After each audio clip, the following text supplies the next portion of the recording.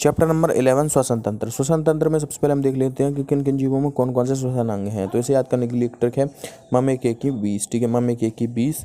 माँ से हो जाता है मछली। मछली गलफड़ों के माध्यम से श्वसन करती है। में से मेढक। मेढक कह सकते हैं हम, या हम कह सकते हैं मेढक उभयचर में आता है। तो देखो मेढक या उभयचर में जो श्वसन अंग होता है वे देखो, एक तो होता है गलफड़े, त्वचा और फेफड़े, ये होते हैं। ठीक है, मम्मे के से केंचुआ। केंचुआ त्वचा के माध्यम से श्वसन करता है। मम्मे के की से कीट। कीट की मात्रा, कीट जो होते हैं वह श्वास नली के माध्यम से श्वसन करते हैं। ठीक है, मम्मे के की 20। बिच्छू। बिच्छू पुस्त फुफ्फुस बुकलंग्स के माध्यम से श्वसन करते हैं। ठीक है, मम्मे के की 20। सांस स्तनधारी हो जाएगा, पक्षी हो जाएगा, और स्तनधारी पक्षी और सरीसृप यह फेफड़ों के माध्यम से श्वसन करते हैं। और एक कोशिकीय जीव, एक कोशिकीय जीव की मात्रा तो कोश का झिल्ली द्वारा श्वसन करते हैं। अब हम देखेंगे मानव श्वसन तंत्र के बारे में। मानव श्वसन तंत्र में सबसे पहले देखो, सबसे पहले आती है नासा गुहा। नासा गुहा के बाद आता है नासापथ। नासापथ के बाद देखो, नासापथ के बाद आती है भैया देखो ग्रसनी। ग्रसनी जिसे फेरेंस कहा जाता है। इसे श्वसन तंत्र और पाचन तंत्र का चौराहा कहा जाता है। और इसके बाद हम बात करते हैं, इसके बाद आती है भैया श्वास नली, जिसे ट्रैकिया कहा जाता है। श्वास नली को क्या कहता है? ट्रैकिया कहा जाता है। ट्रैकिया में देखो, ट्रैकिया का प्रवेश द्वार क्या कहलाता है? ग्लोटिस कहलाता है। इस पर एक ढक्कन होता है जिसे एपिग्लोटिस कहा जाता है। क्या कहता है? एपिग्लोटिस कहा जाता है, जो कि भोजन को श्वास नली में जाने से रोकता है। अब श्वास नली की मात्रा, उसमें सियाकार के कार्टिलेज के छल्ले लगे होते हैं जो कि श्वास नली को पिचकने से रोकते हैं। इसी में लैरिंक्स उपस्थित होता है, जिसे स्वरंग यंत्र कहा जाता है, जो कि ध्वनि का उत्पादन करता है। और इसी के ऊपर उपस्थित होता है एडम्स एप्पल, जो कि कार्टिलेज का बना होता है। ये आगे चलकर यह ट्रैकिया दो भागों में बढ़ जाता है, जिन्हें ब्रोंकाई कहा जाता है। दो ब्रोंकाई यानी कि श्वसनी में बदल जाता है। ठीक है, और ये श्वसनी यानी कि ब्रोंकाई आगे चलकर कई ब्रोंकियोल्स में बदल जाती हैं, जिनका अंतिम छोर के कहलाता है वायुकोश, एरसैक या एल्वियोली कहलाता है। एल्वियोली कहलाता है। यह अंगूरों के गुच्छों के समान होती है। इनकी संख्या कितनी होती है? 300 मिलियन यानी कि 30 करोड़ होती है। इन्हें श्वसन तंत्र या फेफड़ों की संरचनात्मक एवं क्रियात्मक इकाई कहा जाता है। अंगूरों के गुच्छों के समान इनका आकार होता है। ठीक है, अंगूरों के गुच्छों के समान इनका आकार होता है। अब हम श्वसन की बात करें तो श्वसन दो प्रकार का होता है। ठीक है, श्वसन दो प्रकार का होता है। एक तो होता है बाह्य श्वसन और दूसरा होता है अंतः श्वसन। बाह्य श्वसन की बात करें तो फेफड़ों और वातावरण के मध्य बाह्य श्वसन होता है। अंतः श्वसन की बात करें तो कोशिकाओं और केशिकाओं के मध्य होता है। जैसे हम कोशिकीय श्वसन भी कह सकते हैं। अब जो कोशिकीय श्वसन होता है वह दो प्रक्रिया में पूरा होता है। पहली तो होती है ग्लाइकोलाइसिस और दूसरी होती है क्रेब्स चक्र। ठीक है, ग्लाइकोलाइसिस की प्रक्रिया की बात करें तो जो ग्लाइकोलाइसिस होती है, इसके बारे में किसने बताया था? इसके बताया था। ठीक है, इसके बारे में बताया था भाई एम्बडन मेयरहॉफ। ठीक है, एम्बडन मेयरहॉफ और पार्सन ने बताया था, पार्नस ने बताया था। एम्बडन मेयरहॉफ और पार्नस ने बताया था जो ग्लाइकोलाइसिस की प्रक्रिया होती है वह कोश का द्रव्य में ही पूरी हो जाती है। कोश का द्रव्य में ही पूरी हो जाती है। इसमें जो टोटल ऊर्जा बनती है वह 10 ATP की बनती है, जिसमें 2 ATP खर्च हो जाती है। और शुद्ध लाभ कितना होता है? 8 ATP की ऊर्जा का लाभ होता है। और दूसरा होता है क्रेब्स चक्र। क्रेब्स चक्र जो होता है वह कहाँ पर पूर्ण होता है? तो क्रेब्स चक्र जो होता है ये माइटोकॉन्ड्रिया के अंदर पूरा होता है। क्रेब्स चक्र के बारे में क्रेब्स ने बताया था। ठीक है, इसलिए इसे क्रेब्स चक्र कहा गया है। यह माइटोकॉन्ड्रिया में पूरा होता है। इस प्रक्रिया में 30 ATP की ऊर्जा बनती है और 30 ATP की ऊर्जा का लाभ होता है। ठीक है, अंतःकोशिकीय श्वसन की प्रक्रिया में टोटल 38 ATP की ऊर्जा बनती है। कितनी? 38 ATP की ऊर्जा बनती है। 38 ATP की ऊर्जा बनती है। और 1 ATP बराबर कितना होता है? 8.15 कैलोरी होता है। 8.15 कैलोरी के बराबर होता है। अब होता है देखो, दो प्रकार की और होती है।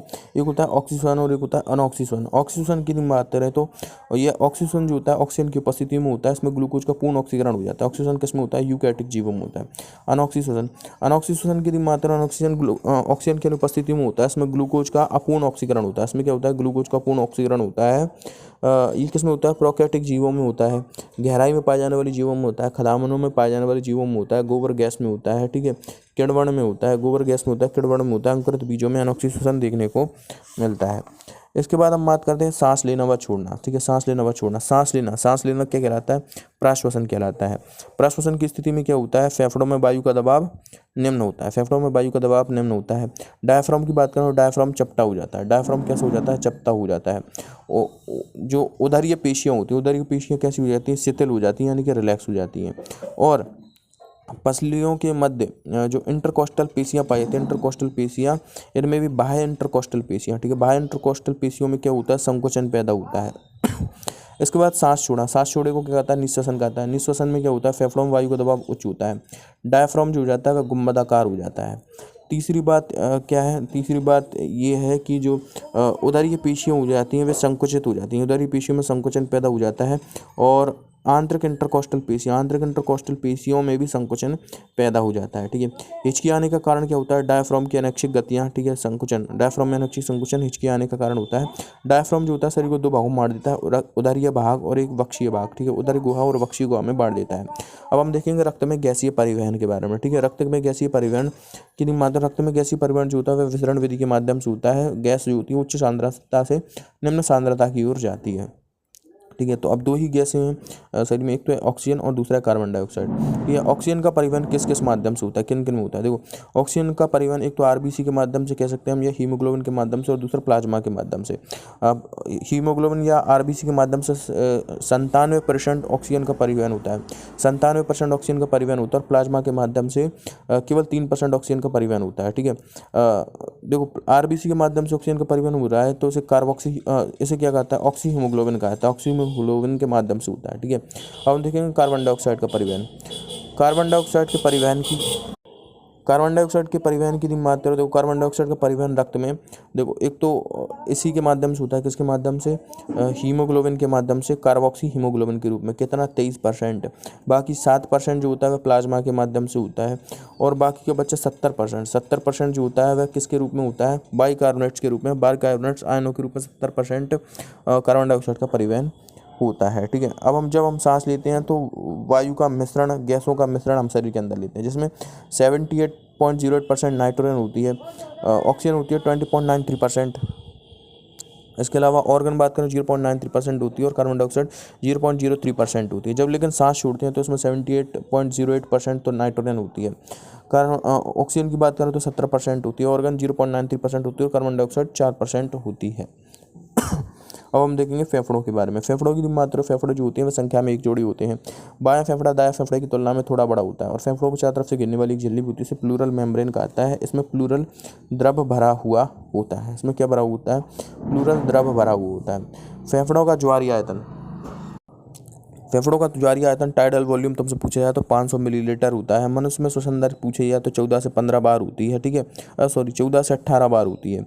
श्वसन वर्णक की मात्रा, मनुष्य में श्वसन वर्णक स्तनधारी में श्वसन वर्णक जो होता है वह हीमोग्लोबिन होता है। ठीक है, जिसमें आयरन होता है। ठीक है, जबकि ऑर्थोपोडा और मोलस्का में जो श्वसन वर्णक होता है वह हीमोसाइनिन होता है, इसमें कॉपर होता है, इसलिए इनका खून का रंग नीला या सफ़ेद होता है। ठीक है, श्वसन से संबंधित रोग, तो सबसे एक पहला रोग होता है ब्रोंकाइटिस रोग, जिसे अस्थमा कहा जाता है। ठीक है, श्वास नली में संकुचन पैदा होने से सांस लेने में दिक्कत होती है इस रोग में। ठीक है, धूम्रपान से धुएं के जमाव से फेफड़ों की क्षमता कम हो जाती है। यही प्रकार पत्थर की खानों में काम करने वाले लोगों के फेफड़ों में सिलिका के जमाव से भी फेफड़ों की क्षमता कम हो जाती है।